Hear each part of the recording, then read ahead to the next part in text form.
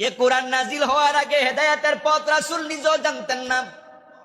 দেখলাম আরেক নাফরমান, যার নাম হলো আবুল কালাম আজাদ বাশার। এই আবুল কালাম আজাদ বাশার কি কয় শোনেন। এটা হইলো আহমদুল্লাহ সাহেবের বাসাইবার ফন্দি।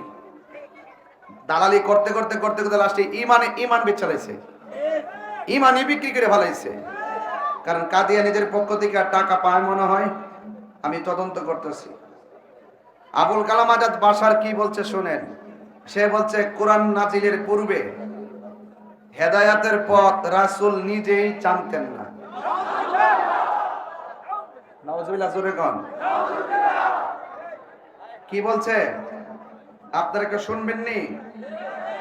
আচ্ছা আপনি এটা শুনেন, তার বক্তব্যটা শুনতে হইব, কোরআন নাজিল হওয়ার আগে হেদায়েতের পথ আর একটু ভালো করে শুনতে হইব কিন্তু। কোরআন নাজিল হওয়ার আগে হেদায়েতের পথ রাসূল নিজেও জানতেন না। আল্লাহ সূরাতুদ দুহার মাঝে বলছেন ওয়া ওয়াজাদাকা দাল্লান ফাহাদা। ও প্রিয় নবী, আল্লাহ তাআলা আপনাকে পেয়েছেন হেদায়েতের পথ সম্পর্কে অনবহিত অবস্থায়। অনবহিত ফাহাদা, তারপরে আপনাকে হেদায়েত দিবেন কে? নাউজুবিল্লাহ বলতেন না, নাউজুবিল্লাহ বলতেন না। হেদায়েতের পথ রাসূল নিজেও জানতেন না। রাসূল নাকি হেদায়েতের পথ নিজে জানতেন না।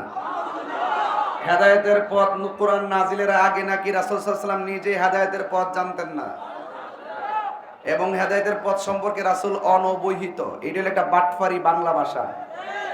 অনবহিত শব্দটা ব্যবহার করে একটা ধান্দা লাগাইছে আপনার মাঝে যাতে না বোঝেন।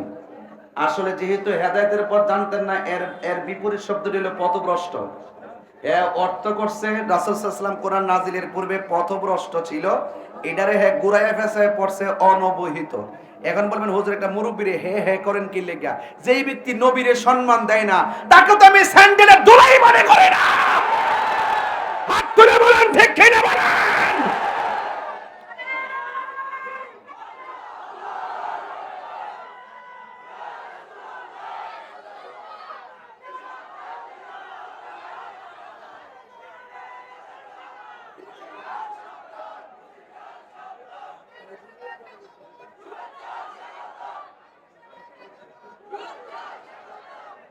হাজার হাজার মানুষ, আমি আপনাদের কাছে জানতে চাই আমার নবীর কোনো গুনাহ আছে?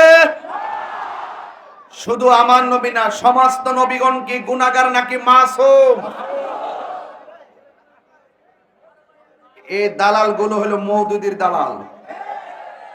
এটা একদিনে হয় নাই। জামাতকে আমরা কেন পছন্দ করি না? একটা মাত্র কারণে, জামাতের প্রতিষ্ঠাতা আবুল আলা মওদুদি নবী বিদ্বেষী। এরা মওদুদি নামের পর রহমাতুল্লাহ আলাইহি শব্দ ব্যবহার করে।